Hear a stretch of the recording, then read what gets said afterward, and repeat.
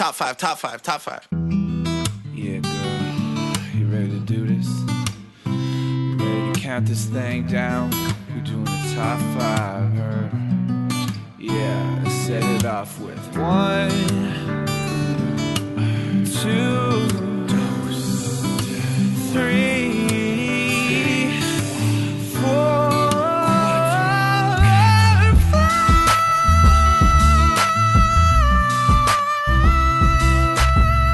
Hey everyone, welcome back to another episode of Ranked Top 5 Lists of Stuff That Don't Matter. I'm your host, Tuong La, and I'm just in a room full of daddies.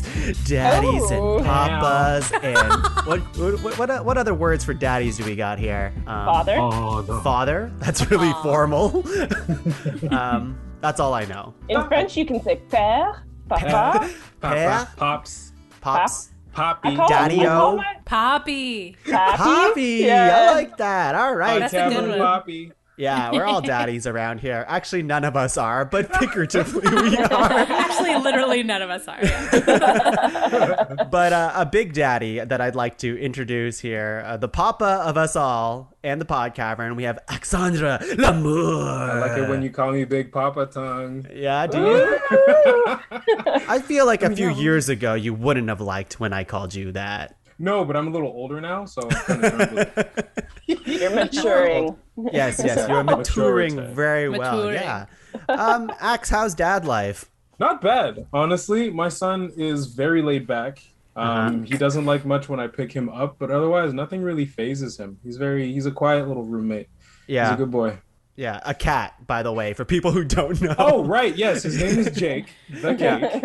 And he is wonderful. And I love him very much. That's great. I'm glad, cat dad life is going well, Ax. Mm-hmm. Ax, can you introduce the next daddy?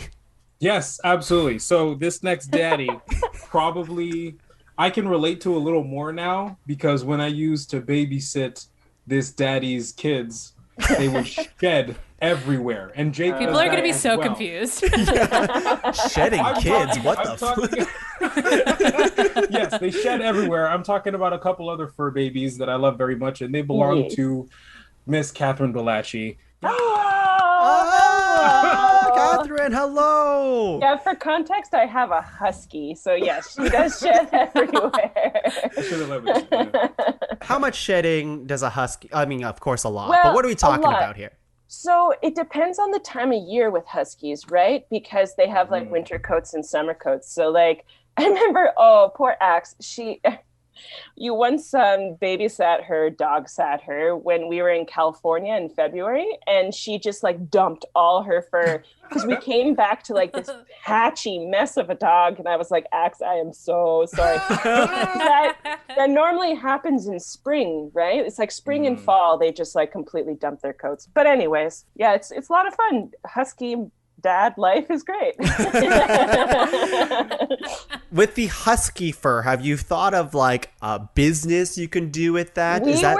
Yeah, we were joking we could turn it into yarn and make like husky fur sweaters, the most allergenic sweaters in the world. Right? Hyperallergenic. Those who love allergies. Exactly. I freaking love allergies so much. It's super soft. They'd be nice, but if you have a pet dander allergy, it'd be like immediate death pretty much. But I guess there's one more daddy to introduce, eh?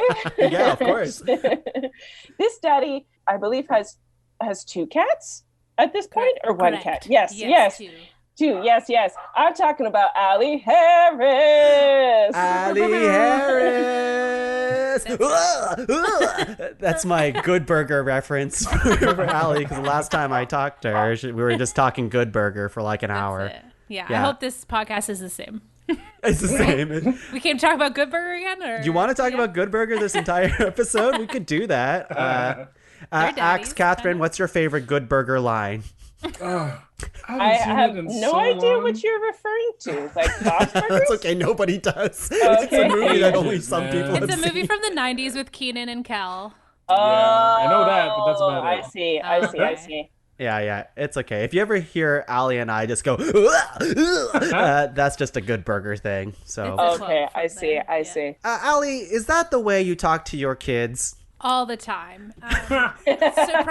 You'd be surprised to know that cats don't understand English. This was something I learned about 6 months in. So sounds really work well. Yeah, I know. I was like, they're so rude. What's going on? Listen to me. Yeah. I'm your father. Oh, boy. While you're talking, the worst kids. But yeah, Everyone- they respond to a kiss, you know? Oh, that's the best. That's the best, unless they scratch you That kind of after. thing, right? Yes, the hope is that they don't. Sometimes You'll I go be too for cheeky. yeah. Sometimes I go for a nice kiss with Captain Meatball, and he's just like, "Time to bite you." But it's like a friendly bite. It's never like an aggressive one. It's just one where he just wants to put his mouth around yours. Oh, are we playing? Yeah. Luna does that too, where she's just kind of like mouthing you. They don't bite down. They're just like, love with my teeth. Yay. Yeah, and it's, I don't like this. I don't like this, but they think it's great. Yeah. Yeah, Captain Meatball does a thing where he like approaches another dog, and the first thing he'll do, if he's not like trying to get with them with his like hands and stuff like that, is he'll just put his entire mouth over a dog's snout and stuff like that. Wonderful. And it's just like, the dogs usually accept it, and it's I'm gonna really do weird. that next time I meet someone. Yeah, they let him do it. In exchange, he lets them hump him, no matter how what dog nice. it is. How yeah, nice. super Okay. weird. Yeah, he just takes it, and he has no like aggression Some towards foreplay right it. there. We should have done an animal episode, but that's okay. Today we're doing a daddy episode, a fictional dads episode. Everyone, we finally did it. I mean, last time this crew was together, was it Fictional Moms that we did together? Or was it Or cartoons? was it Oh, Saturday morning cartoons? Yeah, okay, that's what it was. Yeah. Yeah. Did this group do Last moms summer. together? It wasn't Alli, it was Evan. Remember? Oh, Oh, yeah. Oh, right. Yes. Yes. right. Yes, Well, yes, yes, Allie's yes. more of a dad than Evan. Let's be real. Yeah, exactly. Come on. Damn. We love you, Evan. But anyways, we are doing fictional dads today for Father's Day, for Papa Day. And, you know, we don't want to do real dads because that's boring, because we'd all win. So we're doing fictional dads. Let's make some ground rules, like as always. And what are we thinking for ground rules? They can be from any sort of source as long as Like they're not any real medium? people. Yeah, any Yeah. medium. Like movies, TV, literature, Yeah. whatever. Yeah, but they're we not always do this. Literature. Literature. I didn't think of literal Oh, I have. You have a I book one? from literature. Oh, perhaps. fun. Yeah, we'll see. Oh, We'll see. cool. Like every fictional episode, if there's like a fictionalized version of a real person, then we'll take the fictional representation of that person. Oh, okay, that's a good one. I don't think we did this with Fictional Moms, but maybe we'll get into this. When I just doing my like thinking and research for dads, I found that the dads that I leaned towards were more father figures than dads, yeah. real Yes. biological Same. dads. Yeah. Okay, think we I'm kind of could- half and half. We could accept that, I would say, but I think it'd be part of the debate Discussion. a little bit. It'd be part of the Yeah. discussion. Like, Yeah. what's more important, the like dad role or like biology? You know what I mean? Yeah. Oh, Sure. the first one, definitely. Is it? Because Save yeah, the cast. there's gonna be a lot of nominations where like I think it's something we'll discuss where it's like, how much of a dad are they, or are they just getting on this list because they're a dad, and then we're looking at their other qualities that is non-dad like. Yeah. Oh, okay. So, are they first and foremost a dad, or do they just so happen to also be a dad? You know what I mean? Like, Yeah. I mean, I might Yeah. save it for the debate, but there are a few that I'm like, yeah, he's a dad in that show or movie or whatever, but like he's not like, it's not his main focus. So then, you know, Yeah. like, yeah. Yeah. I also think I was bringing this up to the group as well. I don't think they have to be good dads either, technically. Yeah, definitely not. Like they can be bad people. Totally. Yeah, I think I leaned more towards good dads because that was kind of an important part of the criteria for me. Like, Yeah. I think I'd put the character of this person as a dad before the fact that they're just a dad, you know, going Yeah. back to our previous point. And I think being a good dad is kind of what I leaned on. But there are also, you know, there's a few that I've got that are there's some bad dads out there that I like. Yeah. Right? Yeah. Totally. I like daddy issues.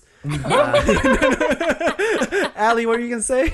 I was gonna say I definitely picked some bad people, but I don't think that they're bad dads. So I feel like there's, there's a different, yes, like they've done some shady things, but like they do still possess the quality of like a good father. Right. They do it for their children. Yes, something like that. Yeah, most of the time. Okay. I'm excited. I'm excited. Okay, Tuong. I think. Is there anything else? Is there anything else we want to discuss? I think it's pretty self-explanatory. Do they necessarily have to be male? Is that that's like, a good you know question. what I mean? Yeah. No, I don't Or think like, so. is it like a father? Oh, maybe I'm getting too existential, but like, what does it mean to be like a father figure? What does it mean to have a father? Right. Yeah. Should we define that? Like, what makes a good father? Or like, do you know what I mean? Because I feel like it's very elusive. Or like, will that come up in the debate? But I don't know. I think it should come up in the debate because being a top fictional dad, does that necessarily mean you're a good father? You know, and what does that mean? True. I think it'll be easier to kind of, I think it'll be easier to just go off of our nominations, like see what we all bring up and kind of discuss them in detail there. Right. Yeah. But to answer your question, Catherine, I didn't even think about that, but I don't think they need to be like just a male to be a father. I guess like if you can make the case for it, I'm super open to it. I'm just thinking of that now. I don't think I have any actual nominations. Oh, okay. Catherine picked all mothers, so yeah. Yes. We already did that episode, Catherine. Yeah. I feel like now like we have like this like theme of like family members we have to like rank now. So like then we'll do brothers, sisters, second cousins. And we've done like fictional cats and dogs. We haven't done family pets, but that kind of would be like interesting. That'd be a mix of the two. But yeah. Fun. I mean, I'm already running out of topics to do, so I'll take anything.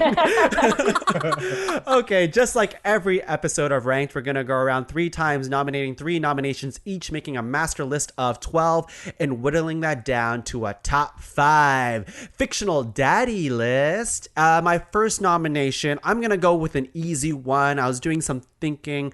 There's a lot of bad dads out there. And I was just looking, it's just like there's not a lot of good dads, a lot of uptight dads, a lot of like dads who do bad things, which I will probably end up nominating anyways, but I was having a hard time finding like a truly good biological dad, and I'm sure you guys will find some too. But the first one that I thought about is a little fish, a little clown fish. One who's just uptight all the time but does so much for his kid because he's just trying to find Nemo. He's finding Nemo. It's Marlin. Oh, Marlin is great. He's all a nomination, honestly. Yes. And it's the entire motivation of the movie, him trying to be the best dad. And he's also like a single dad because of that tragedy at the start. Oh my God. Making me cry. Yeah. That'll pull. Yeah. Yeah. I like Marlin because he understandably, he comes from a place that, you know, he lost his wife, his fish wife, and then he is in the position where he has to take care of Nemo, like the only egg that survived that whole like attack. And Nemo is already kind of damaged at the beginning with like kind of like a really small little fin. So he's super protective of Nemo, understandably, and he can't get out of this mindset of like, I need to protect you. This is my role. I don't want anything bad to happen to you because the rest of my family's gone. But as Nemo gets, on his own little adventure and he has to go find Nemo, he starts to learn and uncover the like importance of like letting your kids be themselves and freedom. And he goes on his own little adventure just to find Nemo, like finding sharks, goes with turtles, there's jellyfish, there's seagulls. Jellyfish. He does everything just to find his kid. And Dory. Dory. That's Doris. the one. Doris. Oh, Doris. Doris Joker. Dory, whatever. Yeah. My only thing with him is like, how did he lose him in the first place? Marlin, like, come on. that'd be my only thing against him. But that was Nemo's fault. He was Yeah, that's well, no, true. it was also Marlin's fault because they disagreed on the whole, freedom to be a kid thing. And then Nemo went and did something stupid, and then Marlin did his best to try and get him back. Well, yeah, and that's the whole argument of the if there's like an argument. There is. We're all just crying. That's the thesis of this movie. But it's them like finding their balance between like independence and love, and yeah, I get you. Yeah, could you argue that like he like grasped too tightly to his son, and that was the reason that everything happened? Totally, yeah, absolutely. And then Nemo lashed out because Marlin was too overprotective. That's why the end of the movie is really good, right? Like you see that full arc he goes through to start trusting his son, and even he doesn't fully do it at the end. He's still like a little hesitant, but he's starting to open up. So you see some real character growth. It's adorable. He's like, okay, be careful. At the same time, he is traumatized, so it's understandable. Like imagine. I guess it's hard to extrapolate it to humans, but like how many babies did he lose before finding Nemo's egg? Like I forget if it was like 100 or 300, something like that. Yeah, like imagine going through that, losing 300 of your kids and finding only one with a tiny little bit of damage. Obviously, you'd want to nurture and nurse him and keep him safe from literally everything in the world for the rest of his days. Yeah. So I'm saying it's understandable from both sides. God, what a good movie. I know! It's so good. Axe, what is your first nomination? Okay. All right, going in a different direction. This is a former lawyer turned judge, fiercely loving patriarch of the Banks family, the late, great James Avery as Philip Banks in Fresh Prince. Yes. Absolutely the first one I thought of. Yes. He's my number one too. I had a feeling you'd steal him from me. Yeah. Damn it. I was also thinking like he's on my list too, and I was like, you know what? I know Axe is gonna do this. I cannot take this away from him. Oh, thank you so much. I'm glad. Yeah, he's a given to me. I think he's a perfect father, perfect uncle, and perfect father figure to Will. Totally. Yeah, absolutely. And James Avery is an amazing actor too. Jesus, so good. He's so good. I miss him every day. And with his passing, I just saw snippets of the Fresh Prince of Bel-Air like reunion and stuff, right? Yeah. And they pay like huge tribute to him. Anytime they are given the chance to, even like outside that reunion, they just loved him as a person in real life, and they viewed him as that like fatherly figure that brought these people together, and that's cool. It's absolutely amazing. There's so many like iconic Uncle Phil moments that just come through my head as I'm writing it down. Yeah. Oh my god. Yes, absolutely. There's that. There's when Will and Carlton are in jail and he's talking to the sheriff and he's like, I'll have you all wrapped up in so much litigation that your grandchildren would need lawyers. And then everybody in the audience claps. Obviously. There's obviously the scene where Will's dad leaves him again. Classic. Classic. Breaks me. Did you know that scene is 100% improvised? Apparently, Will the actor is just going off, and James Avery is there like the most ultimate yes and in the world. You know what I mean? He's there just like to accept that, because they just like let the cameras keep rolling because they were like, something is happening. That entire scene is improsed. Makes sense that it's all wrenching. Yeah, it makes sense that it's all quiet at the end then. Exactly. Good call on the cameraman. Just let it go. They're hugging, we're all crying. Let's just credits. Yeah, that makes me think of. Sorry, it makes me think of when Carlton like goes to the hospital because of the speed that Will gave him, and then when Will is like crying and he's like apologizing to Uncle Phil, like, oh my god, what a moment! Ugh, absolutely. So sad. Yeah, and Uncle Phil's like, you could have killed him. And he's like, I'm sorry. Yeah, he's right? Like he's messed up. He's so like he pushes the whole family, like because he understands how hard it might be, even though they have all that they have. Phil went through a shit ton, I'm sure, to get to where he's at. And he just wants the best for his family the entire time. Yeah. And it's so great. It's so great. I love that. Strong Great nom, nomination, strong nom. Axe. Yep. Catherine, give me a daddy. He was my number one. Shit. Okay. You know what? I'm going to go to my number 2. I'm going to take it back to the animal kingdom because when I think iconic fictional dads, I think of Pride Rock. Okay. I think of a little baby and a father pointing out their kingdom. One day everything the light touches will be yours. I think Mufasa. Mufasa. Oh, right. Oh my God. Scar, that'd be so funny. Jesus, You're going to take over all this land and make people miserable. Of preparation. I think of that iconic, like circle of life. He's lifted up and then he's like Simba, and James Earl Jones, of course. Simba, everything the light touches one day will be yours. And then the first time I ever experienced true heartbreak is when, like, after Mufasa dies, spoiler, and Simba is there trying to, like, nudging his paw, being like, Dad, wake up, Dad. And then Scar's like, oh, it's all your fault. Oh, get out of here. Oh my God, right? Like early pain, Yeah. And to me, like, and it motivates Simba to, like, I mean, he takes off and stuff, but then he realizes it's all fucking Scar, and he comes back and tries to, like, step into the shoes that his dad left him and stuff. And to me, it's all Mufasa. And then he comes back, right? He gets that, like, vision with Rafiki, and Mufasa comes back, and he's like, go and, like, claim your kingdom. Like, to me, I fucking love Mufasa. Great scene. Right? It is. Right? Yeah. The cloud stuff is, like, iconic, and it's exactly really... like with Rafiki doing his, like, little dance and stuff, and, like, oh, fuck, it's amazing. Like, come on. Mufasa. That's my problem with the live action Lion King. Even though I did like it, it's just Rafiki isn't. Well, it's the same movie, just it's like CGI. It's the exact same movie, but like Rafiki's not like he's alive.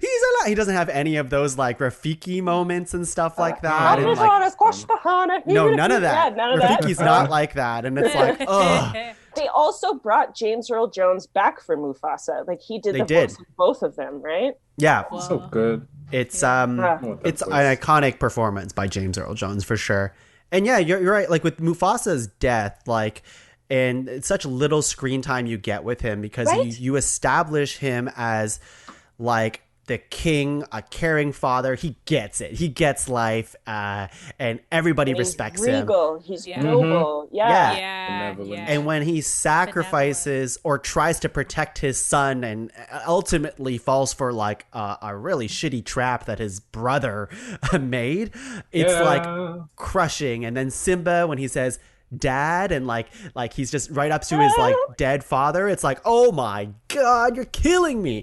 Oh, that scene's heartbreaking, and he's like, really tries to like cuddle up to him and stuff, and it's like, oh God, I get a little teary just thinking about it. I know. A lot of emotional dads in our first 3 nominations. Good thing. It's a good thing. Alli, give us a bad dad. No, just give us whatever you want. Actually, speaking of bad dads,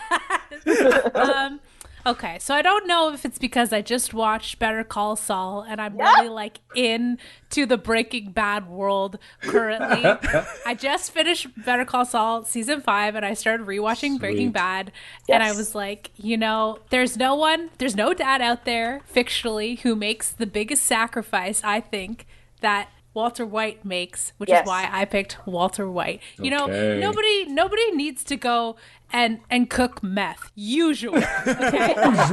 Usually. On a normal day. Yeah. Once a year, maybe, but not usually. But I will say his circumstances, right? His financial circumstances, his family has a baby on the way. He has cancer too. He has cancer.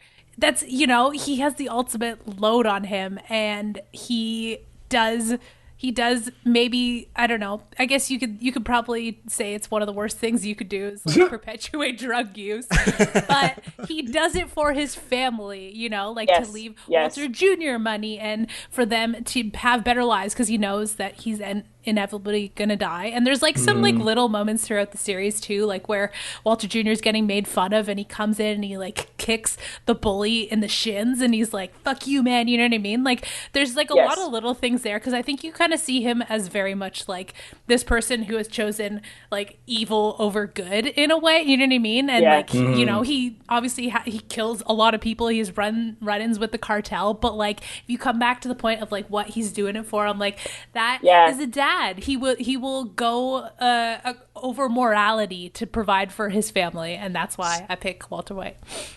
He's on my list too, and funnily enough, I nominated Skylar White for. Yeah, I was just gonna say that. I was just gonna say that. Interesting. But for me, the scene that does it for Walter White is at the very, very end, when he calls Skylar and he knows that Skylar's being tapped, and he's like, fucking bitch, it's all your fault. And you can tell that she's just like that he completely removes her and Walt Jr. from any implication, completely like frees them, and like so that they can take his money, they can be okay, and then he pretty much just goes and dies. But like that to me proves that he did it all for them, even if he went a little far. Like a little far. Yeah. When he threatens his wife and says, "I am the one who knocks," it's a little far. Listen.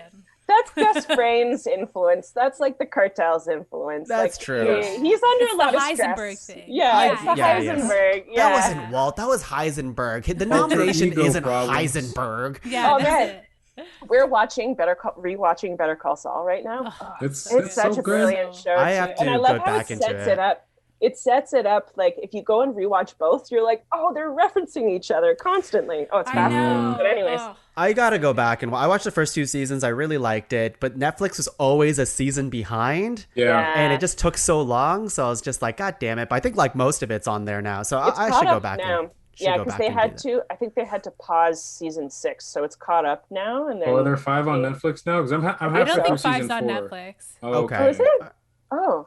I'm halfway through season 4, so I'm not sure, but I'm looking. Season 5 blew my freaking mind. Not yet. Really? Fuck. It's such a good slow burn. It's not on yet. Okay, got it. It's so good. I can't. I was up at like 1 a.m, just like staring at the wall because it was so good. Oh, I gotta watch it. Great nomination, Alli. Yeah. Cool. All right, let's go into round 2, everyone. Round 2. I have a couple actually, they're all emotional dads. Really, even Walter White, like he goes through a huge journey. Now I want to rewatch all of the things that we nominated: Finding Nemo, Fresh Prince, it's happening, Lion King, Breaking Bad. My God. Okay, round 2. I was hesitant on nominating this because I know there's a lot against this father. And the mother actually made our top 5 list. So that's one of these Breaking Bad things. But I thought about it, and I'm thinking about iconic fathers. And is he a good father? No. But he has moments that make him really, really good. So it's a complicated thing. Here we go. Homer Simpson. I knew you were going to nominate. Yes. That's who I picked. Okay. Second round. It's a lot. Very good. So to me, yeah, exactly. He's not a great dad. He strangles Bart all the time. But he's iconic. Like when you think of fictional dads, like you can't leave out Homer Simpson, even if he's an idiot and raging alcoholic. But like, he's great. Yeah. The thing with it is there's a lot to say against him, like those things, right? Like he's definitely strangles Bart. It's funny, but probably not a good dad move to do that to your kid. Probably. It was the 90s. It was the 90s, and he keeps doing it anyways. And I think there's something to be said, and there was a whole like video essay that I watched about like how Homer has changed from this like sympathetic and empathetic character where he has these problems, but deep down he cares about his family. And I'm going to refer to those moments like the old version of Homer Simpson.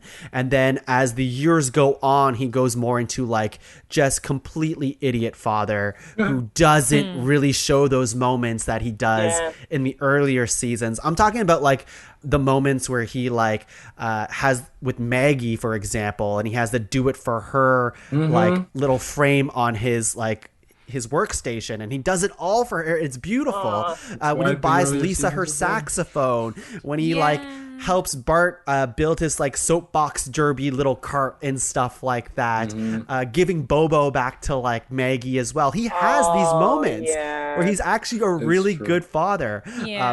Or he enters Lisa into like the beauty pageant, for example, because he thinks she's the most beautiful girl in the world, and he means that in that season. So many great moments for Homer, just on top of also being a bad father too. So it's complicated. He's very human, and I think that's what The Simpsons kind of gets in. Well, I mean, they're cartoons, so they're not actually human, but like they're all very deeply flawed, you know, but they do care about each other. And when it comes down to it, they're there for each other in their like deeply flawed ways. I think it's a metaphor for, you know, America. But they're humans turned up to 11. That's a good way to put it. And we did have the Marge debate in the Fictional Moms. We did. Alli, you were going to nominate, or at least you had Homer on your list. What are your thoughts on him? He was my number 2. I would say like Homer is the ultimate icebreaker. Whenever the kids are really upset, he does something stupid to make them feel better. You know, like I can't remember what episode he like starts acting like an ape when Lisa's upset, and you know what I mean. And I just think like that's like a really nice trait of like just kind of he's really good at taking the piss out of things. You know what I mean? And I think he's like when the Simpsons go through trouble, he is the one to lighten the mood, whether he does it intentionally or not. And I think that's like an important quality to have in a dad, is, you know, just kind of keep it loose. Exactly. You know, and just kind of makes you like rethink like what's important and stuff. And so I think like that's, you know, and like so this is the wild thing about Homer is, yes, he's an alcoholic and he's abusive to his children, but do you love Homer Simpson? I do. Like I love Homer so Simpson. Yes, and so, I think like, it's a testament to his character. Like that, I keep referring. Anytime I talk about The Simpsons, it's always like the first like 10 to like 13 seasons at most, kind of thing. Like that. The Simpsons have been going on for way longer than that, and his character has shifted. Years? Yeah. But that core of what I view as Homer Simpson, I think everybody still views Homer Simpson like that. And exactly. Yeah. He's I don't know. Iconic. He's iconic. Yes. Yes. Yeah. Axe, what do you have as your second nomination? I'm kind of juggling between a few of them, and then I figure like the one I don't go with is gonna be my third. No, screw it. My sister will appreciate this. So he is a former gymnast turned real estate agent. He is also quite a bit of a dummy, like Homer Simpson, but he means well, like Homer Simpson. He is Phil Dunphy from Modern Family. Okay. I've never seen that show, actually. At all? That's no. That's odd. I figured everyone's seen like at least a season. I watched the first season. Right. Yeah. He's a very classic, like kind of well-meaning dummy dad kind of thing. Yeah. Yes, I like it. I like it a lot. Yeah. I like that a lot because he's Homer in a lot of ways, except you know he's not a raging alcoholic, so that. But he's Homer, but he's a little more realistic because it's a live action show. So like in that sense, he's closer to the kind of dad that I'd want to be. Like maybe a little like Philip Banks with a dash of Phil Dunphy. You know, they're both named Phil. It's funny. With a dash of Phil, because he's really fun and he cares so much about his kids. Like in the later seasons that I've seen, I haven't seen the whole damn show, but I was still down to nominate him. He has these really humanizing moments, just like a Homer or a Phil, like a Philip Banks. And I think that's just really something that I'd want in a dad, right? Like, or that I'd want in my own qualities as a dad if I were to have kids. Still on the fence. That's a different topic. That's a whole other podcast. Yeah. Oh, absolutely. Yes. Axe, I've never seen the show, so is there like a moment in the show that you could describe where like Phil is like being a great dad? It's it's a bit more of a serious moment, but it's the first one that that came to mind.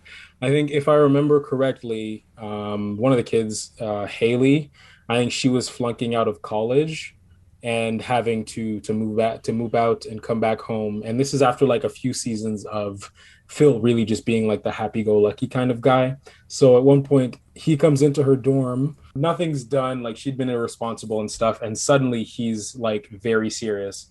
And he's like, come on, what the hell is wrong? Why is this all happening? Pack up your stuff, let's go home and try to fix this together.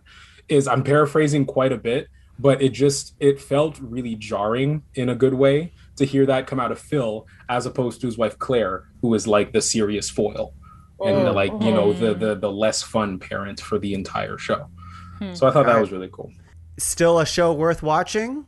I think so. Do I add this to my list? At least the first few seasons. It's you can't give me the first few seasons only kind of thing. That's like a Dexter trap. But there's like 10. There is a lot. Yeah. Yeah, right. And it's in the style of The Office. Funny. Like it's kind of an Office documentary, except it's documenting this huge family. Right.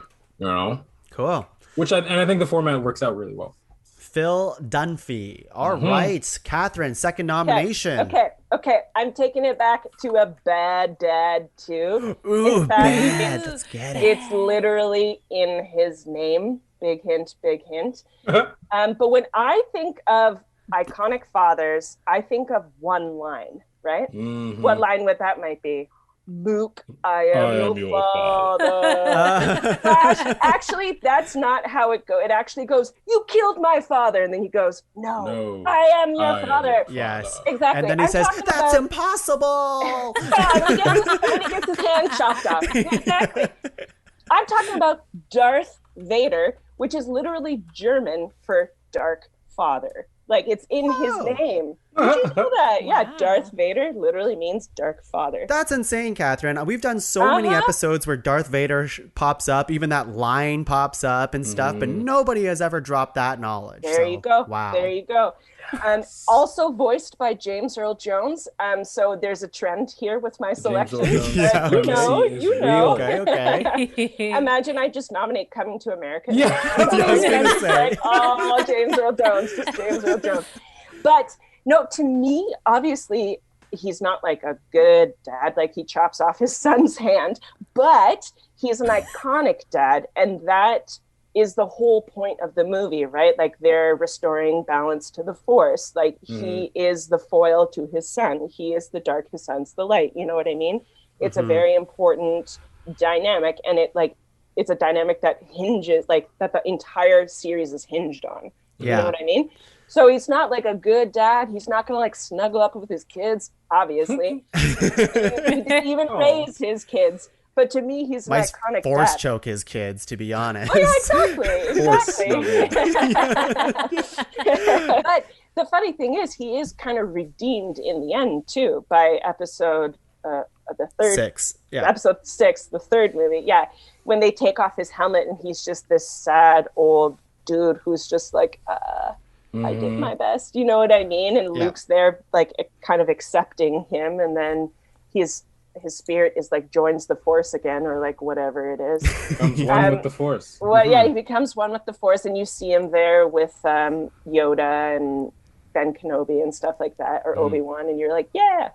So to me, he's no Uncle Phil, you know. No one is. I know who is, but to me, he's still an iconic fictional father. Although that's the biggest spoiler of all time, of course. Oh, is it a spoiler anymore? Like, you don't know. Like, yeah. But anyone who knew German would be like, huh. It's in his name, you know. Dark like, father. I wonder what that means. Yeah. Anyway, this is Darth Vader. Yeah, this is an interesting nomination because you're right. He's an iconic father, but how much of a father is he? Biologically, for sure. Yeah. Something to discuss in our second half of the show. Alli, what do you have for your second nomination? Okay, well, it was Homer Simpson, so I'm moving down the list. I'm keeping with the theme of darkness, and I have nominated Captain Hook from Hook the movie. Captain Hook. I thought because he's the dad. You're right, because he's the got it. Wait. Yeah. Tell me. I've seen that movie. I forget what happened. Like Dustin Hoffman. Yeah, Dustin Hoffman from the 1996 Hook movie. Classic. I think 1996. Yeah. So basically, he steals Peter Pan's children and he keeps them captive in Neverland, right? And so he takes Jack and I can't remember the name of the little girl. Anyways, so he takes them and Peter comes to Neverland to like find them basically. But during this time, he is like a father figure to Jack, the young boy, and like he lets Jack like drink chocolate milk and blow bubbles in it. He lets him like go into this clock shop and smash all these clocks. He starts this game of baseball for him where they like rig the entire game so that Jack can win. Like, if here's the thing. If I'm Jack, do I pick Robin Williams' boring lawyer character as a father, or do I pick cool ass Captain Hook who lets me do the coolest shit and he's a pirate? I'm sorry. And he's a hook. Like to me, if I'm like coming from the perspective of the child, I'm like, Captain Hook is pretty cool. I'm going to spend weekends with him at least. You know what I mean? So that's why I picked Captain Hook, because I think like he's like, if you're a child, he might be like the dream like father who lets you do whatever the fuck you want, basically. Hell yeah. Well, and that's what the whole movie becomes, right? He's trying to convince Jack to like actually... Well, I mean, Peter Pan has to convince Jack to come back. Yeah, to run home Jack. Yeah, exactly. Yeah, and to actually convince him that he's a cool dad, like he's Peter Pan. Yeah, he's exactly. Cool. Yeah. He does it by the end, I guess. I guess like his biological father gets to take him, but I'm like, Captain Hook would be cool though, right? You'd have more fun. You would have more fun, with Captain Hook. Yeah, you get to sail a ship. Yeah. You get to hang out with Shmee. There's so many things. Great nomination. I forgot that he was like, that was the whole kind of thing of the movie. Yeah, I like that. We're going to round 3, the final round. So many dads out there, so many fatherly figures. Oh my God. As always, every episode, I feel like I'm just I'm having a hard time. What is my last dad? There's one I really want to say, but I don't know enough about, and I feel like Catherine might say it. We'll see. Okay. Oh, we'll see. But like, I'd love to nominate. I just wouldn't have the information to back it up. So instead, I'm gonna go with a comic book dad. We've hit a lot of like movies and TV dads and stuff, but let's get into the books, real books. Comic books. The real books. The real books. If it doesn't have pictures, it's not a real book. And this one was tough too, because there's a lot of fatherly figures and dads that I like in comic books, but I'm going to go with a real dad, and I'm going to go with Rick Grimes from The Walking Dad. I didn't mean to say that, but there it is. Walking Dead. And Coral. And Andrew Lincoln brings this character to life. And as much as I just fell off Walking Dead after like the 4th or 5th season on TV and stuff like that, there's something to be said about this character and this dad, whether it's from the show or from the comic books.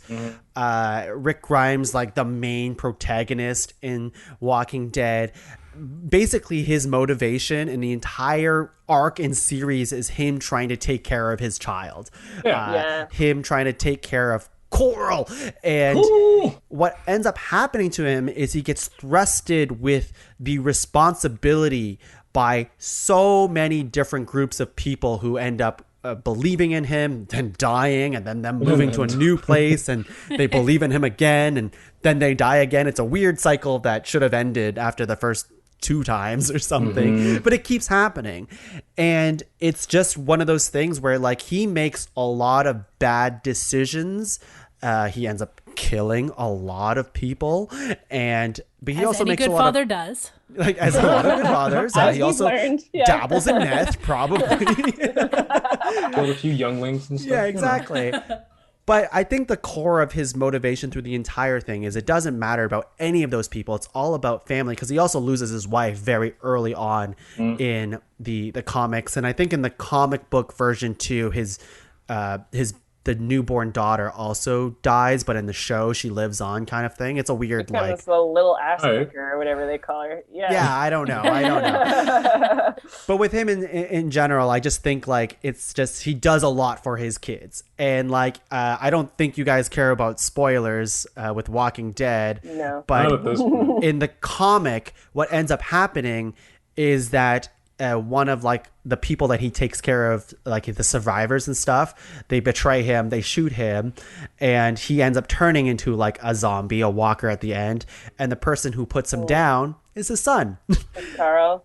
Carl. Yeah. So it's like a nice, beautiful thing where it's like his son has learned something from his father to like, you know, let him full go circle. at the end of this. Like he wouldn't want to stay a zombie after all of this, you know? So Right. I think it's pretty cool. Rick Grimes. And he also, Good I would stuff. argue, he also takes a father figure like role for like the entire group. Yeah. Like I watched, I read a little like the first comic or whatever, like the first thingy, and then I watched the show. But like he kind of like he takes the like sheriff kind of like role where he's like taking care of everyone too. Like he kind of fills that role for their little like ragtag group of survivors. Yeah, there's he definitely does that- something to be said for like a patriarchal figure. Yeah, exactly. Yeah. And he keeps Interesting. doing it too, which is like the thing with that whole book, which is why it feels like it's just running through the same story, is that they always eventually elect him to be the leader of the group, and then they call him daddy all the time. It's super weird. That is odd. Axe, what is your final nomination? Oh, good question. Honestly, I'm looking at my list and it's another big old toss-up. Okay, I figure if I'm gonna grab one that kind of relates to the Fictional Moms podcast, you know, for continuity reasons, I'm going to go with everyone's favorite burger flipper, Bob Belcher. That was the one. That was the one that I thought Catherine was gonna say. Oh well, He's there on you my go. list too. He's on my list too. There you go. Yeah, Here we are. He's you know where you've got the two Phils who are a little like, you know, a lot more larger than life. Oddly enough, Bob is animated, but he's like the everyday hero kind of dad. He's so normal. You know? he's a regular dude who owns a business and is trying to do right by his wife and kids, even though they're the craziest family in existence, you know? And that is admirable in its own way. Also, he makes a hell of a burger. Like, Yeah, you can't fault him for that. it's Bob's Burgers, of course. That's why his name's on the damn sign.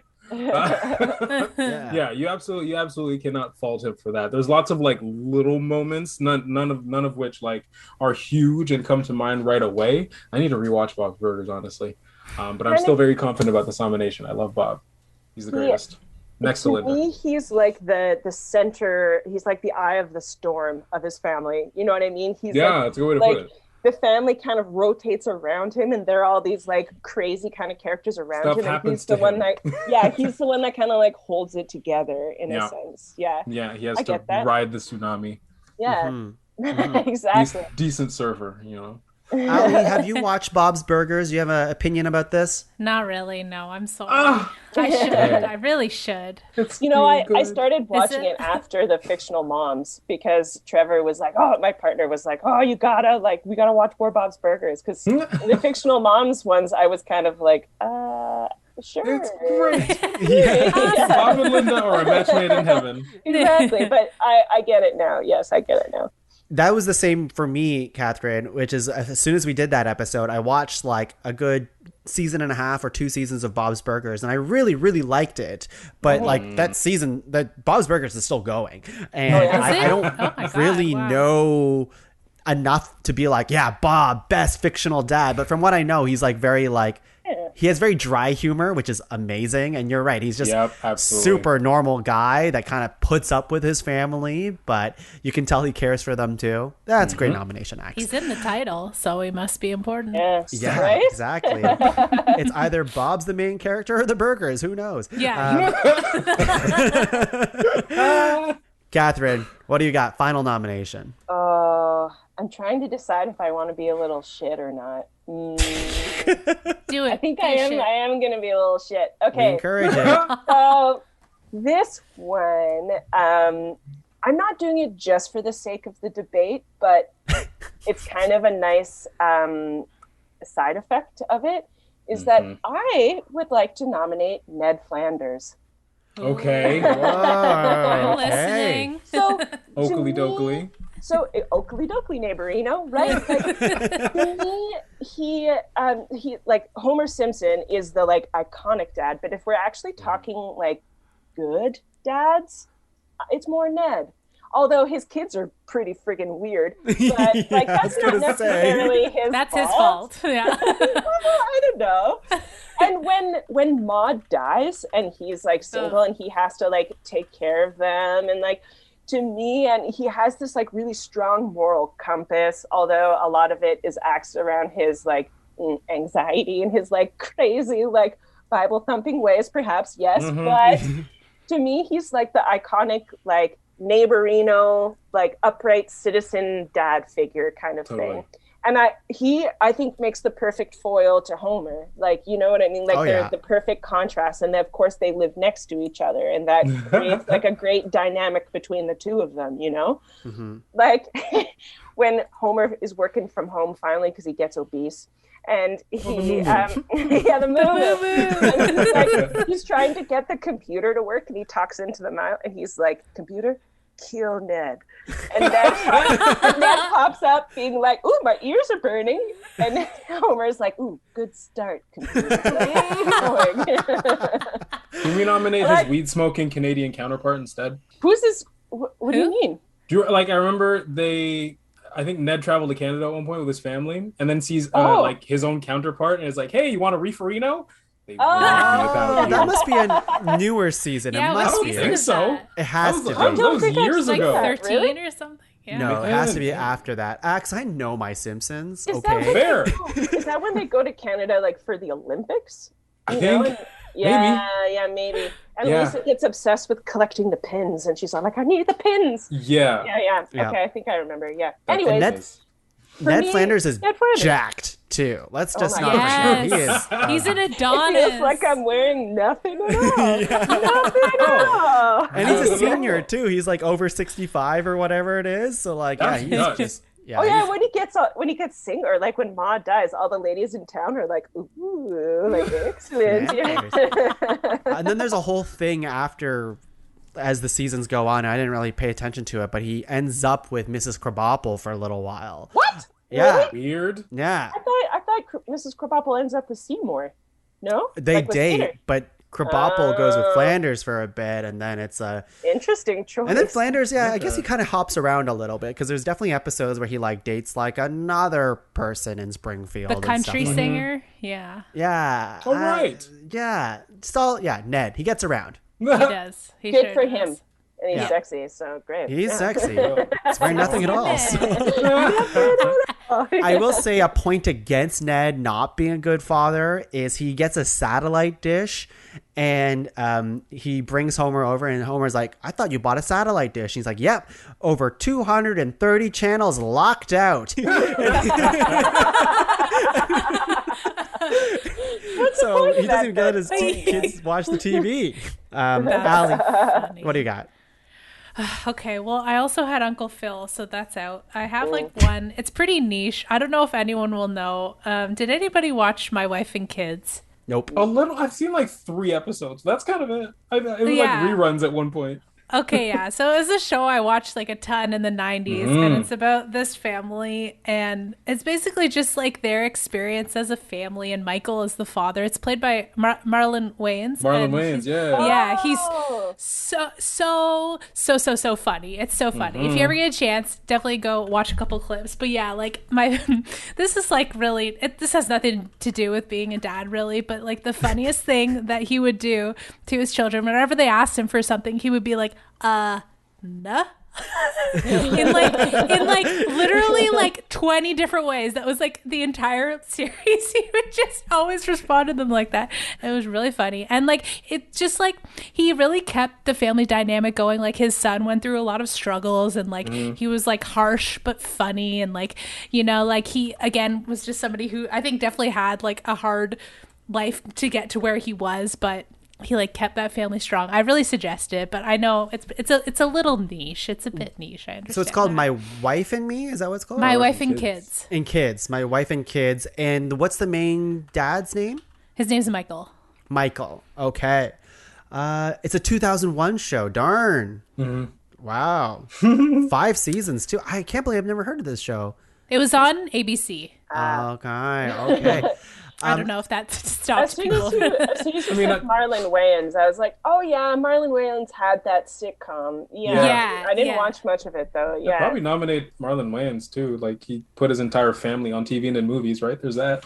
That's true. Just as a human, yeah. He's a good father. Yeah. He's in my honorable mentions. On IMDb, it says Damon Wayans. Is that? Oh snap. Okay. Oops, it's Damon. Sorry. Mistake. There's so many of them. Wayans confused. Did you even watch this show, Allie? Come on. I did. I promise. Maybe because I was looking up. I was like, what are all their names? And I was looking up like Marlon and what's the other? So many. Oh, God. There's so many. And then there's Damon Wayans Jr. Now, right? Yeah. He's great too. Okay. Axe, you have seen this show? I've seen a few episodes. Okay. And do you have any opinion on Michael? I do like him. Like the episodes I did see, he was real funny. Like, did he? He's super fucking funny. I think he did. Yeah, he's really funny and seems like a really cool guy. So I definitely understand the nomination. Cool. I get it totally. Sweet. I think we have a pretty good list of dads. Yeah. A lot of nice dads, comedy dads, all fictional dads, violent dads, and some bad dads. We hit the dad spectrum really hard on this really one. did. For us. All right, well, let's take a break. Let's go cook some meth, and when we're back, we're going to smoke that meth and rank these dads. Good stuff. We'll be back. Father. Yes, son. Your sons and daughters, we've gotten you a gift for Father's Day. Oh, my beautiful children. Thank you so much. Thank you so much for this wondrous gift. I love you too, child. Thank you so much. Can we all sit on your lap, Father, but not in a weird way, but in like, a parent way? Yes, come sit on my lap in a platonic parental way. Yes. And tell me, where did you acquire these beautiful gifts? Well, you never let us on the internet, so we had to sneak out to the library. But when we went to the library... The internet is bad. I know, Dad. You say that every day. We went to the library. It was the first thing that popped up when we went on to Google. Podcavern.ca. Oh, it's actually .com, Allie. It's actually .com. Oh, it's a .com. It's .com, but we for the big bucks. We don't know how the internet works. We actually got the librarian to do it for us. She did. Yes, Doris was so helpful. She was. We had to steal Mama's credit card, but we did it just for you, Papa. Oh, I'll allow it this time. Now, you said podcavern.com. Podcavern. This beautiful merchandise. Podcavern.com. Yes, your favorite website, your favorite podcast network. We get it.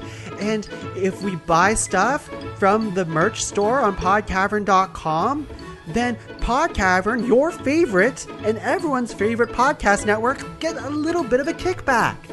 That's astounding. That's the true gift, Papa. The gift of Podcavern.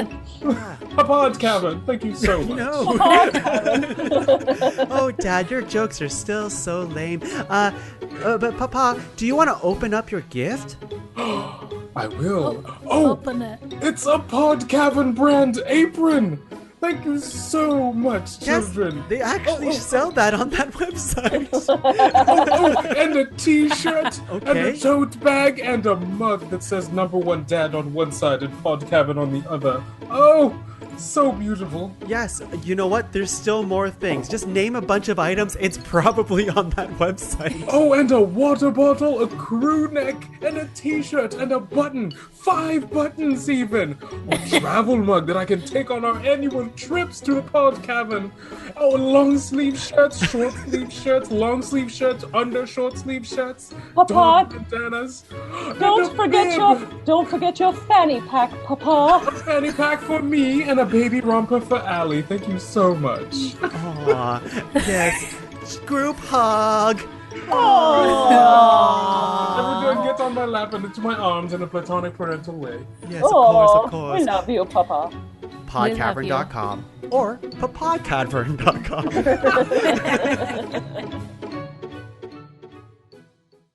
Top five. Hey everyone, we are back. We are back and ready to rank some fictional dads. We are high on meth. We've just been doing meth this entire break. How does everyone feel? So fun. Jittery. I'm a little jittery. Yeah, pretty Yeah, fucking high. definitely. Otherwise, I'm good. Yeah. I'm freaking out a bit. Allie, this is your stuff here. Is it pure? What's the sconce is pure? Is that what he calls it? Sconte? 99% purity or whatever. 99. Yeah. It's blue. Yeah. It's blue. Yes. Yeah. It's wow. It's strong stuff. We'll see how this list goes when we're all just off our rockers on meth. But here we go. We have Marlin from Finding Nemo, Uncle Phil from Fresh Prince of Bel-Air, Mufasa from The Lion King, Walter White from Breaking Bad, Homer Simpson from The Simpsons, Phil Dunphy from Modern Family, Darth Vader from Star Wars, Captain Hook from Hook. We have Rick Grimes from The Walking Dead, Bob Belcher from Bob's Burgers, Ned Flanders also from The Simpsons, and Michael from My Wife and Me. Allie, you want to do the thing that you do with Michael? Nah. It's My Wife and Kids. Also. So, just like every episode, we have to make this into a top 5 ranked list, but we're going to go around doing stars for further consideration of what we think are the best fictional dads. And we'll start with Axe, star 1 that isn't one of your own. Okay. I'm going to go with Mufasa. Definitely jumps. Yeah. Right? Yes, Yeah. that cat purr was very appropriate for Mufasa.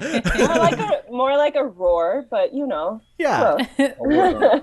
Catherine, do you want to star 1? Yes. This is an easy one that I think we all can agree on. Let's go with Uncle Phil. Uncle Phil. Yeah. Uncle Phil. I think he was on all of our lists anyways. So. Absolutely. At least Yeah. one. Yeah. Allie, star 1 that isn't one of your own. I'm gonna go with Homer J. Simpson. Oh, of course. Oh, I love the reveal in The Simpsons where his middle name is actually Jay, Jay, but it's J-A-Y. From now on, I'm no longer Homer J. Simpson. I'm Homer J. Simpson. That was the entire episode, right? Yeah.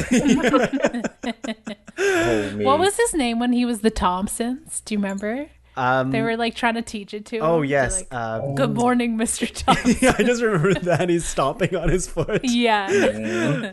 All you need to do is shake your head, and he can't do it. I'm going to star 1. You know what? I want a bad dad on this list. And Walter White is a bad dad. So let's star him. Okay, so what we have starred is Homer Simpson, Uncle Phil, Mufasa, and Walter White. That's 4 starred. Now we can star any that is one of our own if we want to fight really hard for it. Axe, I'll bring it back to you. Is there anything that you want to additionally star here? Well, if I were to star one of mine, I'd probably go with Bob over Phil. But if I were to star someone else, I'd probably go with Darth Vader. Yes. Thank you. We'll go Vader. And Catherine, Allie, just shout one out if you really want to fight for another one. Oh, you know what? I would like Marlin on there. Finding Nemo. He's pretty sweet. He's a nice dad. Yeah. Allie? I would fight for Ned Flanders. Wow. Yeah, let's get into it. Simpsons Yeah. representation.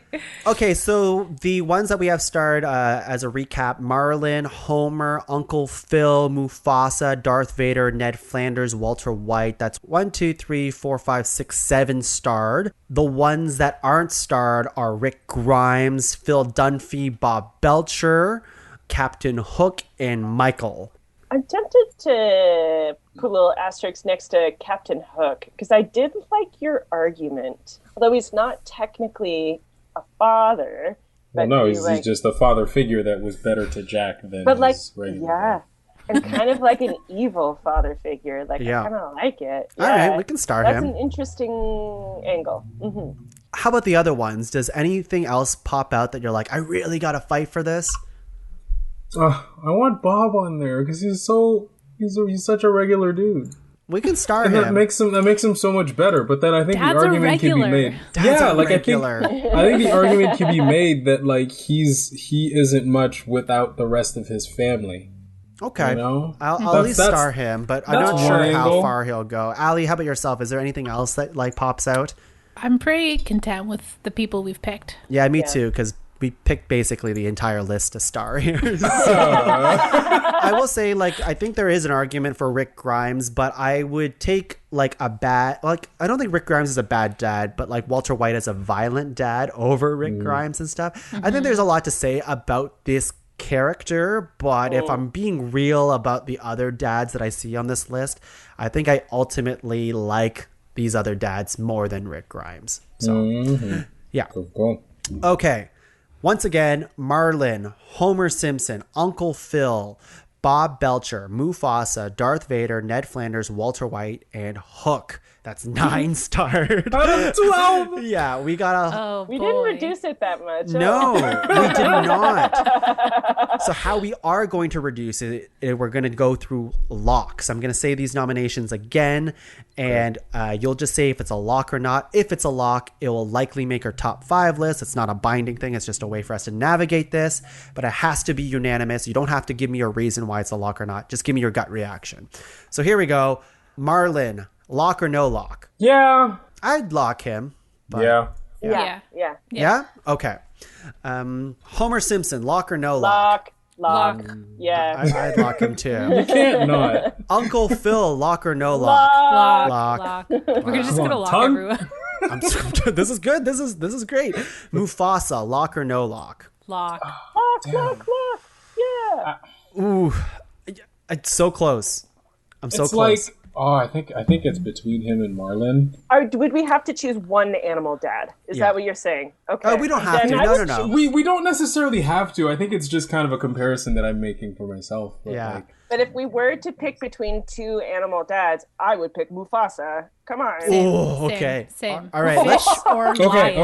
Let's fight this. Let's fight this out. I'm gonna uncheck Mufasa to not be locked, but that just means we talk about him more, and maybe we talk more about Marlin after too. I see. Darth Vader, lock or no lock? No. Lock. No. He's iconic though. I know he's iconic, and I know that his relationship with his son is a big part of Empire and Return. I just don't think it's like, I don't know, the scale is missing, you know? Something is kind of missing when I think about it. I think it's because with Darth Vader, it's like, you know that he's Luke's father, and you know, and as you know, more literature and fiction and movies come out, you get to see more of their similarities and differences and stuff like that. But there is like a chasm of like distance between these two characters. It's not much of a relationship that they have as father and son. It's more as protagonist and like former protagonist. You know, they're not playing catch in the backyard. Exactly. Well, they're fighting with laser swords. But to be that's a little different. Now, to be an iconic dad, though, do we need to have these like lovey-dovey feelings? You know what I mean? Because, no, and like it wouldn't even need to be lovey-dovey. I just need, It wouldn't even need, because it wouldn't need to be lovey-dovey, because that would just invalidate all the bad dads. But like, and them being like foils is like the whole point of the movie. You know what I mean? Yeah. And that they are like cut from the same cloth. You know, even if he didn't raise them, like, you know, and they split Luke and Leia, and that's a whole thing. And you know, like, but to me, like that moment just. Even if it's one moment, it stands above, like, it's such an iconic thing that, like, stands up, you know, when he finally reveals. And it, like, blew people's minds back in the day, you know? Like, I know it's become, like, a catchphrase now, say, but, like, back in, what, like, 79 when Empire Strikes Back came out, people were like, what? You know what I mean? The audio version can't hear this, but, like, or didn't see that, but Catherine took off her glasses for that moment. I know, as the effect. oh my God. It's true. Just did it but again. Like, I think of like how it must have been back in the day, because you know, like back in the day, people knew nothing about Darth Vader, which I think is why that was such a big reveal. Exactly. It prompted people to try and explore that relationship, even though there was, you know, no source material to explore. And then that's exactly why episode 1, 2, and 3, with their successes and their failures, came about. You know what I mean? Yeah. In order to set all that up. But okay, I mean, I see what you're saying. Like, if we need to move on, if we want to, like, it's tough. I see what you're saying, because you're right. He is probably one of the most iconic fathers, but at the same time, I also don't. When I think of Darth Vader, the first thing I don't think of is like his relationship as a father. It's not about him being a dad the entire right? time. Yeah. No, not the entire time, but a very pivotal moment. Yeah, it is revealed that he is a father. Yeah. So you have to weigh how much that's worth against all of our other Star nominations. That's true. Here's my thing. Like, I don't know Star Wars very well. I've seen the first one like once, only half of it. But, like, so truly, I'm not qualified. But like, give me a moment where they have like a father-son moment. Like, what's besides the reveal? It's at the very end when he's dying. Darth Vader's dying. And Luke finally takes off his helmet, and you see his like face, and he's just this like sad, sick old man essentially who's dying. And they kind of have like a moment of redemption there, and that's how he's able to kind of like be one with the Force again. Yeah, instead of dying all regular and shit, he can and become that's one with the Force moment, and ascend to Force heaven. Exactly, and that's the moment that the Force balances too, and it's in the episode 6. Yeah, and then it gets fucked up again in the sequels. I understand more, Catherine, where you're coming from. Yeah, but the issue is that it's really just That's it, though. the moment in Empire when he tells Luke he's his dad, and the prequels where you see Anakin, but he's not a dad. You know? Yeah, you see him as weird little Anakin. Yeah. I just have a hard time because, like, the first thing I think about with Vader is not that he's a dad, even though that's an iconic line and stuff like that. I just think of like he's ever. Yeah, he's just the bad guy who has a dope ass helmet and he talks cool. Yes, like seeing him at the end of Rogue One with the lightsaber that just turns on is just so fucking cool. Oh, amazing. Yeah. Great movie, best Star Wars movie. That's another fight. Throwing down. I'm throwing down. I've said this in multiple podcasts. List. Best Star Wars movie. Top 5 Star Wars films. I did like it. Catherine? Who else do we have here? Okay, I'll leave him for now, but I think I would be ready to leave Vader off. Flanders. Let's talk about it. Flanders. So I was being a little bit of a shit there. the more iconic dad is Homer, but if you're talking like, I don't know, there's something so like hilariously sweet about like our little yodely like little Ned. Mm-hmm. Yeah. Oh, come on. And his kids are super freaking weird, sure, but like they're very weird. Convert the heathens. That's Catholicism for you. That's not their fault. Well, and that's not their fault. And he always has their best interests at heart. He just has a different idea of what their best interests are, perhaps. Yeah. And I love Flanders. I always thought he was hilarious. Same. And he is, again, kind of like Vader. He is like an opposite way. He's the perfect foil. He's the perfect contrast to Homer. You know what I mean? And the fact that is comedy gold. The fact that you literally put them right next to each other, like they're homes. You know what I mean? Like that's a beautiful setup. It's genius. You can't have one without the other. But I would say Homer wins in the Simpsons version. Yeah, it's so. if we had to choose, It's just like Homer has those moments that like make him really sweet. And Ned, because he's not the Simpsons, he's not the main character. He's just a strong secondary character. Yeah, we don't get to see those really like those big, great father moments. You know, we need more Flanders content. Yeah. Yes. That's what it comes down to. That's what it would just end up like the Cleveland Show for Family Guy. Maybe. Oh, that was anyways. Not good. Or when Joey from Friends got his own show for also a bit. not good. I do not remember. Rough. Bad show. Don't watch it. All right. Anyways, like if we had to choose, obviously Homer. Yeah. Okay. Fine. Walter White. Locke I would say Locke. Locke. Yeah, I like Walter White. I like him too. Yeah. But Axe? Walter White. He's given new face. I see. Yeah, this is where the difference comes between him and Vader, because I think his family is very much a part of his story. Obviously, like he does the whole thing. It's like Homer doing it for Maggie, right? Except Homer's now cooking meth and doing it for Homer and doing it for Homer Jr.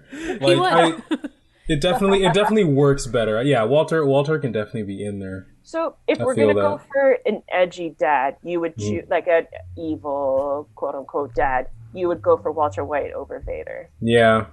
I could live with that. I think that both Skylar and Walter are getting into our list. Come on. I think Skylar made it to the last list. Yeah, she did. She's number 5. Yeah. With Axe, I think you bring up a good point with that though. Like Walter's story is very much integrated on him being a father, where Darth Vader's is not. He's like a Sith Lord. Kind of a dick. It's a reveal. Yeah. I mean, you learn later that it is a big part of his story, but you learn that like 3/4 of the way through. So like I think I'm weighing like the relationships for sure, but I'm weighing how much those matter. I mean, matter is not the right word. I guess just how much influence they have on like their motivation of being like that character. Yeah. What drives them is their family. I guess that comes out more to me than the actual reveals.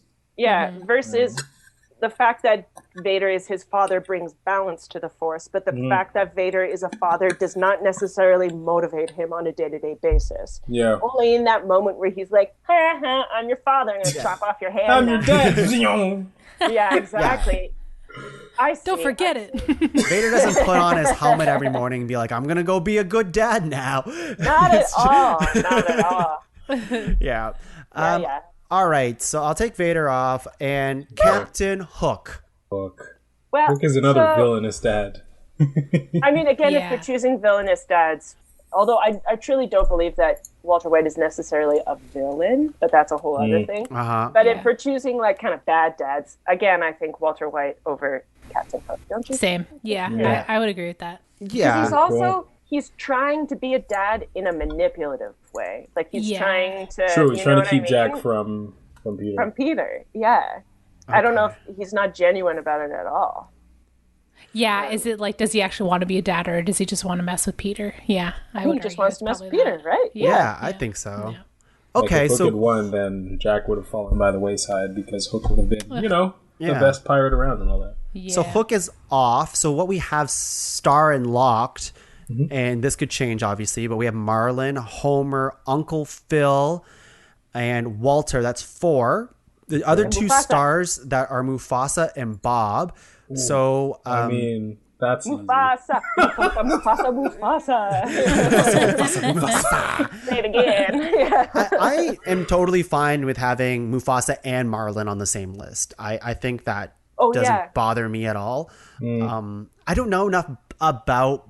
Like, I like Bob from Bob's Burgers, but, like, I don't have enough of... Like, even Axe, you had a hard time saying, like, a moment for Bob. Because because he counterbalances the rest of the family is his main thing. So I totally get why, like, Mufasa and his his nobility, his wisdom, his voice are better. His voice. Oh, his voice. Mhm. Simba, I am your father. Right? That's what it comes down to. Yeah. Okay. I feel that. Okay. So I mean, if we're narrowing down to 5, then I'm comfortable with this 5. I'm cool with it. I know Bob has fought as hard as he probably would want to. If this, you know what? If this was a different group of podcasters who knew more about Bob's Burgers, like I do hear what you're saying about Bob's Burgers, but again, I don't know it. I've watched the first 3 seasons, I think, but I don't know it like well enough to be like this moment when he does this, when you know what I mean. But then with Star Wars and Breaking Bad, we're good. Exactly. But that's what, I mean, that's what makes these debates so unique, is that it's the makeup of the team as well. Mm-hmm. Yeah, totally. So this is all Tuong's fault. Yeah, it always is. That's what it comes down to. Yeah. Okay, so all right. That was pretty good. Okay, so what we have is Marlin from Finding Nemo, Homer Simpson, Uncle Phil, Mufasa, and Walter White. That's 5. Sick. Let's go from 5 to 1. I love that 5. That is really strong. Oh, we know we're going to go from 5 to 1? Of course, 5 to 1. We always go 5 to 1. Build it up. This is going to be hard. Shit. What's number 5? Number 5. I think I number want 5. I want to put Marlin as number 5. I'm tempted to. Okay.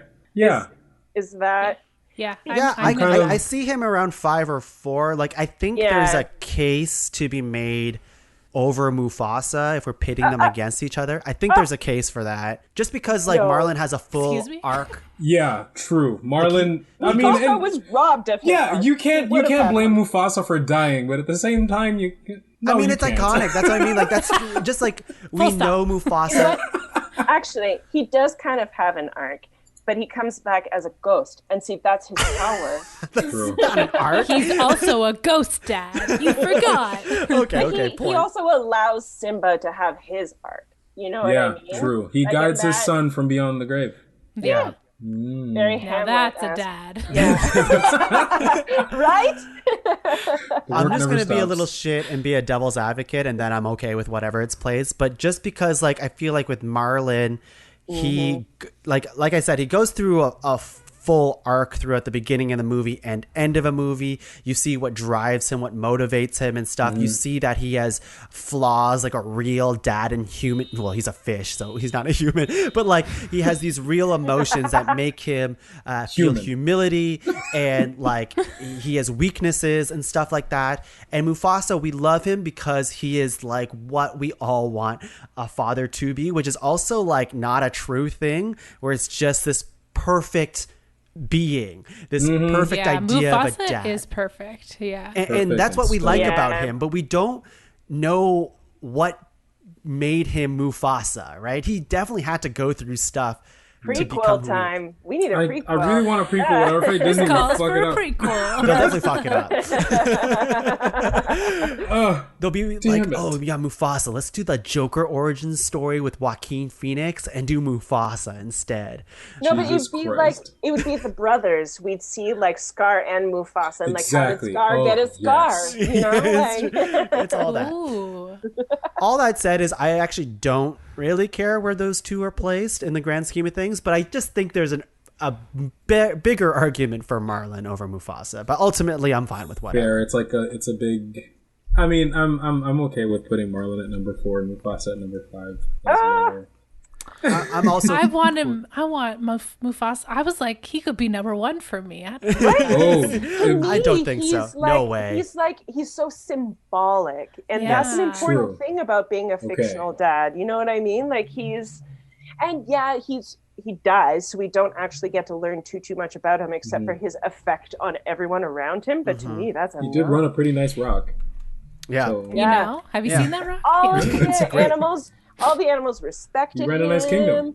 And he just did a good job. All the animals antelope would just lie down for Mufasa to mow down for dinner. Okay. Honestly, he's so larger than. Yeah, okay. Number 4 makes sense. I'm fine with it too. Marlin 5. I'll take number 4 if we were Marlin can go 5. Yeah. But I like, just going back to my argument of why I think Mufasa can't go higher, I think he has to go 4. I was going to Why? argue for like 3. Because the other he's just- 3 are too much better. Because everyone else is a layered character. There's stuff Yeah. and nuance to these Because characters. they're Exactly. humans or Mufasa's something. really, yeah, Discrimination. that's right. Yeah. I hate animals. Well, like I wish Captain Meatball was a here. human. Yeah. Yes. Would you rank? I guess you wouldn't rank Captain Meatball number 1, would you? No. That's fine. Very telling. Very telling. of what It's you the said. humping issue. It's the humping. He just does it too much. No, But like, he I get wants it to totally. be human so bad. All the other 3 have like entire character arcs. I totally get that. Yep. Yeah, okay, I fine. can let it go. Some of which aren't even done because Homer's still doing Okay, dumb like, shit. ultimately, I would want Mufasa to be my dad. For sure. Right? Like, that would be Oh, great. totally. Over But- Marlin. Yeah, any of these dads, Yeah. I would love them to be my dad. You hear that, Dad?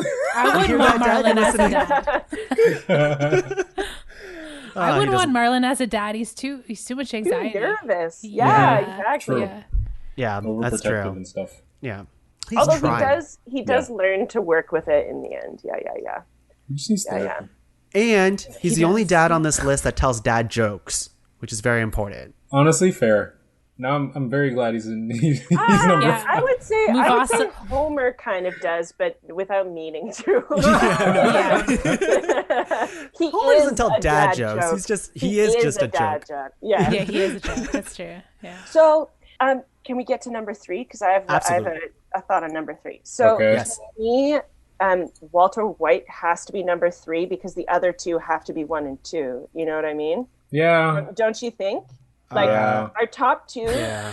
and we might don't need to think. debate who's number 1 and who's number 2. Definitely. But to me, that those 2, like Uncle Phil and Homer, have to be 1 or 2. You know I what can I mean? get on board with that. Allie, thoughts? Yeah, no, Allie's resistant. Walter's your baby. I think, yeah, I would say Walter over Homer. Oh, but that doesn't even feel right to say that. That's hard. I feel like Dr. Phil. Whoa. Totally different. dad. I want Dr. No, Phil on he's this number list. 47. I want you to get excited about your life. No, Uncle Phil. I think Uncle Phil needs to be number 1 for Yep. sure. But I don't know. I'm having a hard time with the comparison of Walter White and Homer Simpson. So I it's need between somebody else 2 to and talk 3. about This is cool. Yeah. It's so tough because like it's like such an asterisk of being like Homer, but like his early days and maybe later. And now I think he's better again, but there's a weird time when he's kind of just all bad. He's a little all over the place, But- he's iconic. Like True. I think Yes, about those moments yes. where he made me feel stuff, and like I think that's the beautiful thing about The Simpsons and why it was such an personal show for me is that it made you laugh. It had such good jokes, Yeah.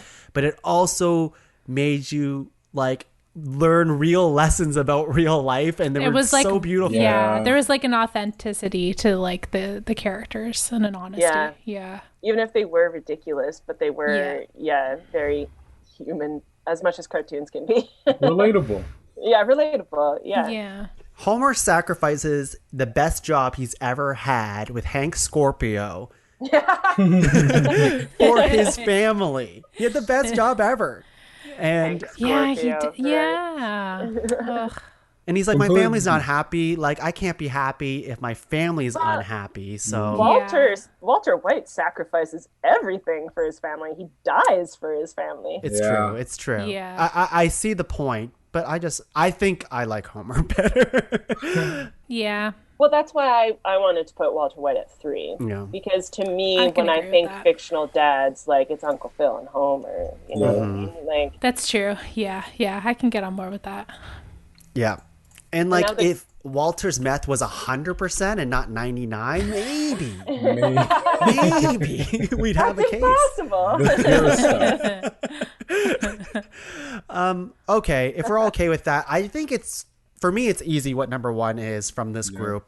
like I think Uncle Phil is untouchable. Well, Absolutely. Well, that's the thing. I'm pretty sure he was on all of our lists anyways, because Allie and I both had to be like, "Ah, crap," and like scramble down. Yeah. You know. Beat us But with the punch axe. Yeah. Of course, he was going to be nominated right away too. I think we can just kind of all agree on that, right? Yeah. Yeah. For sure.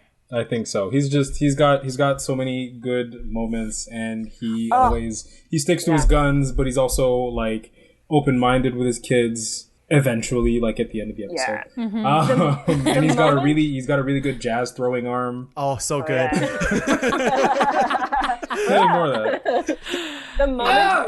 The moment where he tells off Will's real dad, Insane. He's like, if you leave, don't you ever come back, because like I'm sick of cleaning up your messes. Like, you know, where he's like, you are making this choice now, and it is your choice, and I need you to be clear that you're never going back on this. Like, Will is mine. Like, he's my responsibility now. You fuck off, essentially. Like that. Oh.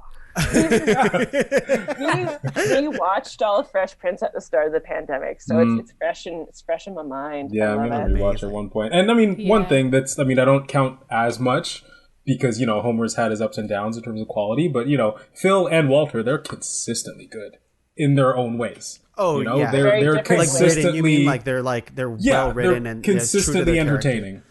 Yeah, but that's not as huge of a thing for me. But, and Walt's arc from like, what always blows my mind is that Breaking Bad is only 2 years of time, because they mark it with his birthdays, right? Right.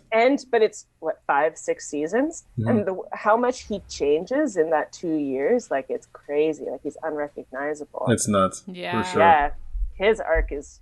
it's an amazing thing. Yeah.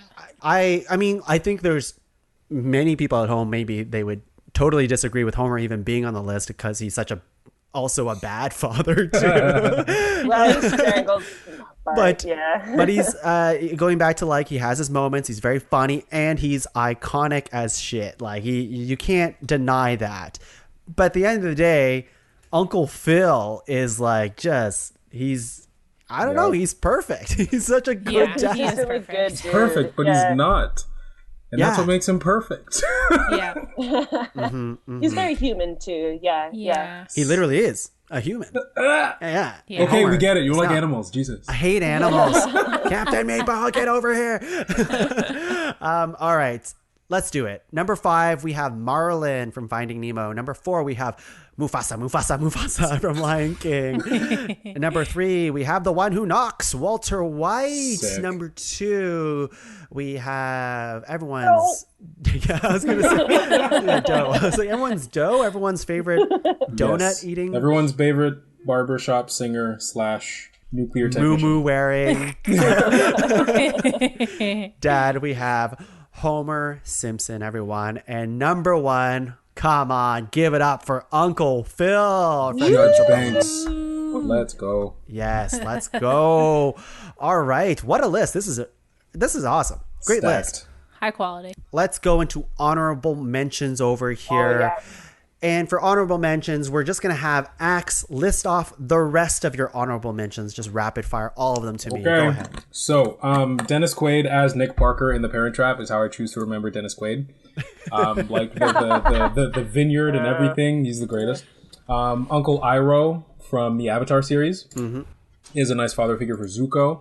Alan Matthews from Boy Meets World kind of jumped out at me. I didn't think he'd get far in terms of nominations, but I always really liked him in the show. Interesting. He had a lot of cool moments. Burt Hummel from Glee was really nice back in the day. Sandy Cohen from the OC. I was kind of surprised that didn't come up, but I was like, okay, I'll leave that there. Charlie Swan from Twilight, hilarious. I love him. Uncle Ben from the Spider-Man comics. I recently finished Invincible and then read the entire comic series, so Nolan Grayson was in my honorable mentions. He has a really interesting character arc. Yeah. I'm reading that now. To see in the show. Yeah. In terms of bad dads, you got Logan Roy from Succession, just a complete asshole billionaire who doesn't care about anything except money. It's awesome. And controlling his kids. It's fucked up. Both Piccolo and Vegeta from Dragon Ball Z. Vegeta eventually is a good dad, and Piccolo takes on Gohan, and it's all adorable. Bob Parr from The Incredibles. We've got Fred Andrews from Riverdale. I'm serious. Oh, R.I.P. Exactly, yeah. R.I.P. Luke Perry. From the Full Metal Alchemist anime, Maze Hughes is one of the side characters, and like his whole thing is that he's got the most adorable kids, and he does not neglect to show anybody. It's very nice. Crush from Finding Nemo kind of jumped out at me too. Oh yeah, the turtle. He's really cool. He's so chill. He's so cool. And dude. Oh, a big one, which someone else would probably say, so I'll leave it, but it's fine. My last one is Timmy's dad from Fairly Odd Parents. Oh, nice. And his foil, good. Dinkelberg. That's good. Oh, I forgot about that. Yep. Catherine, list off all of your honorable mentions. Oh, I have a lot. My list is long. So I have Danny Tanner from Full House. Carl Winslow from Family Matters. I had any Bryan Cranston, so I'm talking like Malcolm in the Middle. Yeah. And then I have any Jason Bateman, so I'm talking Ozark and Arrested Development. Okay, I totally forgot about Ozark. Yeah, right, Ozark. That's absolutely. That's an almost Walter White kind of scenario too. It's so good. My one from literature, which I was gonna nominate, but maybe it's left field. I was gonna say Atticus Finch from To Kill a Mockingbird. Oh yeah. He's the lawyer and like Scout's dad, single dad too as well. And then I put Zeus and Kronos. They are the father of the gods. Bad all of the gods. So very, very bad. Terrible dad. Terrible dad. I have Akka from Kim's Convenience, Johnny Rose from Schitt's Creek. Yes, Eugene Levy in anything. Eugene, that's another one, just Eugene Levy in general. Then I have Eddard Stark or Jaime Lannister, because technically Jaime is actually the dad of all of them. Oh yeah, that's true. And then this is the one that I was gonna nominate, but I was like, first and foremost, I don't think he's a dad. He's a mob boss, Tony Soprano. Okay. Yeah. I think that would be the argument against him, is that family that he's protecting is more his mob, not his actual family. Oh right, I missed a nomination that was similar. I missed one of my honorable mentions. What was it? It was Dominic Toretto from Fast and Furious. Okay. Same thing. Also a mob in Fast and Furious. Wow. Father of a team. Great list. Yeah, that's awesome. Alli, what do you have? I don't have a lot because a lot of them have been said, like Sandy Cohen, and that was a big one for me. Sandy. I was possibly thinking of doing Joey Jeremiah from Degrassi, The Next Generation. Oh, snap. Because like you see him from like being a teenager to like being a father kind of thing, and taking care. And then another one I had was David Reed from Arthur. I feel like he's the original cooking dad. He's got his own kids. Yes, awesome. And that's all I had. All right. Just sneak that in there. Okay, so I basically everyone said all of mine, but I have a few more here. Jonathan Kent from DC, that's Superman's dad, his human dad. Scott Lang, Ant-Man. Alfred Pennyworth is like a father to Batman. Yep. We have Goku, but he's a very bad dad, so doesn't count. Why do you think I left him out? Yeah, Red Foreman. That 70s show. Oh, right. Of course. Damn. Of course. Dumbass. Yeah. That's just completely iconic. We have like Jack Nicholson in The Shining. I thought was also pretty good. Okay. Yep. Chris Gardner is the character and real life person that Will Smith plays in Pursuit of Happiness. Right. I knew that name rang a bell. Which was like amazing story. Made me feel things. And then just because you said Boy Meets World, I was thinking, Mr. Feeney? Does he count as a father figure? I would say father figure. For sure. Or like a grandfather figure. Feeney! to that entire class, but mostly Corey and Eric. But this is definitely there. And that's it. That's all of my dads. Whoa, there we go, everyone. We talked some daddy-os today, and we couldn't have done it without the crew. So thank you so much, Axe. Yes, sir. Thank you for having me. What do you got to plug, Axe? Not much right now. Like I've got some stuff in the works, but it technically hasn't been announced, so I can't really say anything. Okay. I love am it. watching a lot of TV. I mentioned Invincible. It's a wonderful animated series with a stacked voice cast. The first season just finished on Amazon and it was great. I just finished, what was it even called? Love, Death, and Robots, the sci-fi anthology series. Oh, yeah. Volume 2 is really good. Check that out. I'm playing a lot of video games as usual. And shout out to Jake, who is currently sleeping on the windowsill. Oh, Jake. Jake. Axe used to stream, right? Yes, I think I'm gonna. Like, Mass Effect came out recently, like the new edition. So I think I'm gonna stream that because it's one of my favorite, like, video game series. Cool. But I'm around. Yes, I'm on twitch.tv/thebigscreen with 2 G's. Amazing. Just like Thank Instagram you, and Axe. Twitter. Of course. Love it, love it. Catherine, thanks so much for being on the cast. Oh, thanks for having me again. Always, It's lovely to see you all. I miss Ontario. Oh, Well, I mean, Ontario yeah. misses you. for real. Yeah. Let's all just fly out to BC. Can you be our premiere? Gladly. No, things in BC are great. I don't have anything in particular to plug other than as we reopen, support the arts. Maybe consider supporting the arts, the live performing arts especially. We've taken a hit this year, as we all know. Yeah, it's all good. Yeah. I've managed to, have steady employment in this industry throughout all this, so I'm very grateful for that. So That's let's awesome. Keep supporting Cool. it. And Yeah. impressive. Right. Just because, it's just it's a scary time, was and still is a scary time for artists. So yeah, I would echo that. And yes, support artists where you can. They put in a lot of blood, sweat, and tears to make their Often creative literally. expression Yeah. come true, and it costs them time and money, and they need those things to live. So support them, and that goes for like local businesses too that are being affected, Oh, yeah. of course. Oh, yeah. Absolutely. Alli, what do you got going on? Well, I have a website, www.alliharris.ca. I'm like going to be releasing some new stuff, but I'm not putting a date on it yet. I hope like summertime-ish. I'm hoping to hop onto TikTok and Twitch potentially. That's still in the Okay. making, so keep an eye out. You got to talk? I gotta talk. You got to talk? I don't know that. There's nothing on it yet, but okay. I'm prepping for the summer, so keep. Do you keep have your eyes Follow out. real quick. a username for your tick? It'd be Alli Harris music. Most Alli most Harris things music you can on find TikTok. Me. Yeah, there's nothing there yet though. So Okay. But maybe by the time this episode releases, you would have been true. viral already. Because this is I coming hope out on Daddy Day. So that's my plan. Viral by Daddy Day. yeah, you have a specific demographic, and it's just papas out there. So Papas. Exactly. papas, Yeah. fathers. All right, well that's awesome. Can't wait to see what you got going on, Alli. That's great. Thanks. Yeah. Thanks for having me, Tuong. It's so Hey, fun. I love doing these. It's just a joy to so have nice you to all, see and everybody. I Yeah. do miss having you guys at a physical table where we can hash it out and stuff. But we do what we can. It's still cool that we still get to do this. So Fine. Yes, We're gonna road trip definitely. to your house post pandemic. It's gonna be great. hell yeah! My And by house? then, What Captain kind of Meatball house? will be a full human. Whoa. So. Hey.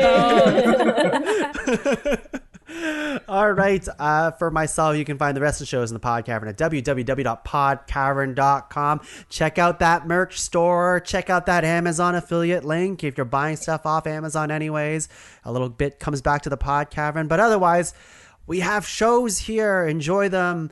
Go do stuff and listen to our voices into your ear holes. And that's it for us. Anything else you guys want to say before we're out of here?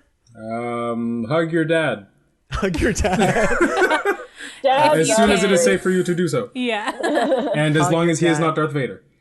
Sit on your dad's lap in a, Platonic way. platonic way. I mean, yeah, you don't have to, but Firm handshake if he likes that. Yep, Whatever. yep. Whatever your dad likes. Yes. Firm handshakes to all the dads out there. Yes, let's Yes, do that one. yes. That's way more normal than sitting on his lap. He's not Santa. My God. Well, I don't know. Spoilers. My dad was Santa for a couple Whoa. years when I was getting presents. He told me this Yeah, that's true. just last year. I just found out.